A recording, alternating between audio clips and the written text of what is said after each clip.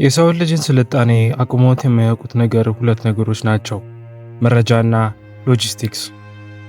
እዚህ ሁለት ምሰሶዎች በሶስተኛው ዓለም ጦርነት ምክንያት ሲፈራርሱ ዓለም ምን ትመስላለች?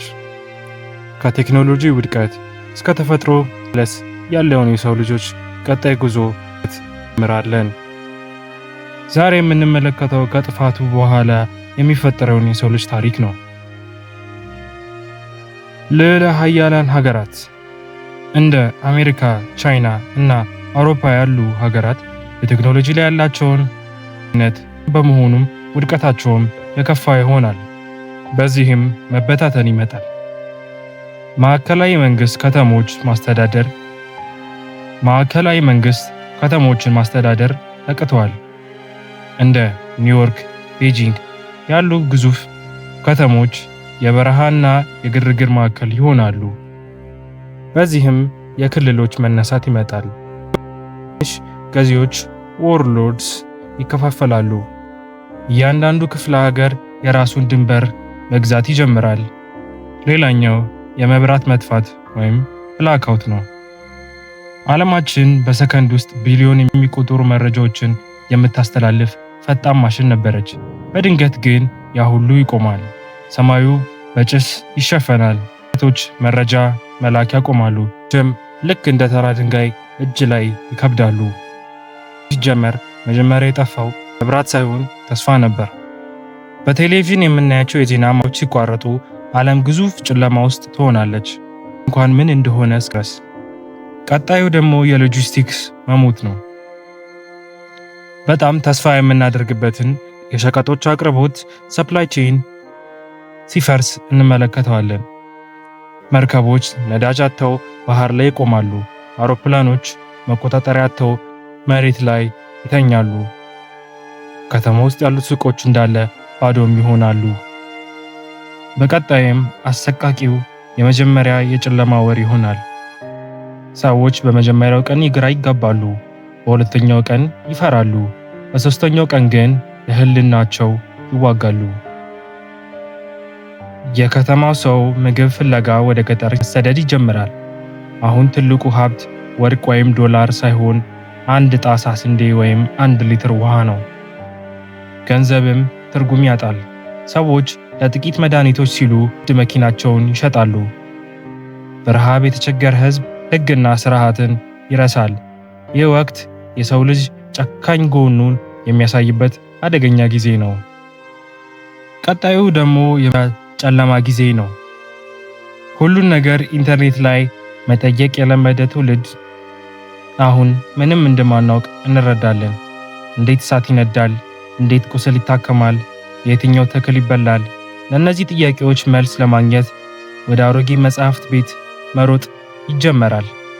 መጽሐፍ ቅዱስ፣ የሕክምና መጽሐፍት፣ የግብርና መሳሪያዎች በላይ ያስፈልጋሉ።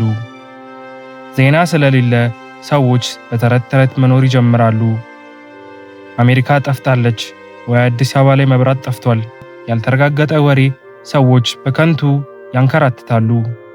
መረጃ በትክክል መያዝ ትልቁ ኃይል ምንጭ ይሆናል። የአፍሪካና የታዳጊ ሀገራት ዕድል ኢትዮጵያ ያሉ እና ባህላዊ የግብርና የተመሰረቱ ሀገሮች ከሌሎች ዓለም በተሻለ የመትረፍ ዕድል ይኖራቸዋል። የግብርና ጥንካሬ፣ ከፍተኛ ቴክኖሎጂ የማይጠቀሙ ገበሬዎች ህዝባቸውን የመመገብ አቅም ይኖራቸዋል።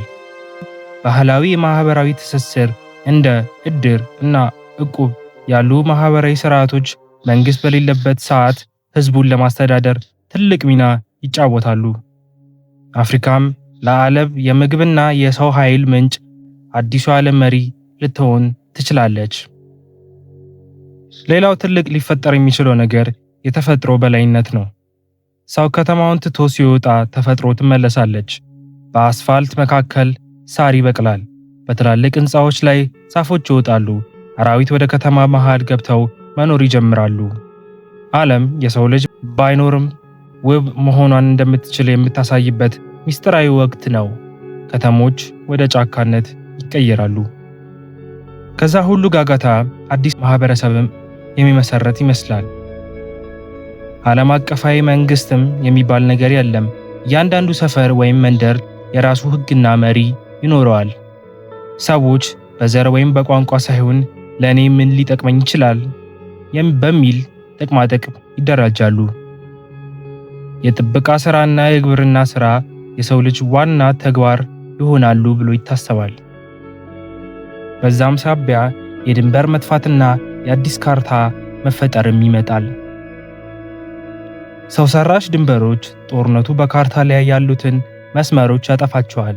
አዳዲስ ድንበሮች የሚከልሉት በወንዞች፣ በተራሮች እና ምግብ በሚገኝበት ቦታዎች ላይ ተመስርቶ ይሆናል። የከተማ ሀገራት እንደ ጥንቷ ግሪክ ከተሞች ራሳቸውን የቻሉ ሀገራት ይሆናሉ። ለምሳሌ አዲስ አበባ የራሷ የመከላከያና የራሷ የንግድ ሕግ ያለው ከተማ ልትሆንም ትችላለች።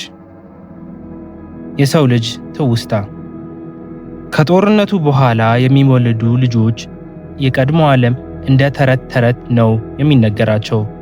ልጅ ሆይ ድሮ ሰዎች በኪሳቸው የሚይዙት ትንሽ ሳጥን ውስጥ መላው ዓለም ትታያለች ይሉም ነበር። በሰማይ ላይ ወፎች ይበሩም ነበር። ልጆች ይህን ሲሰሙ አያምኑም።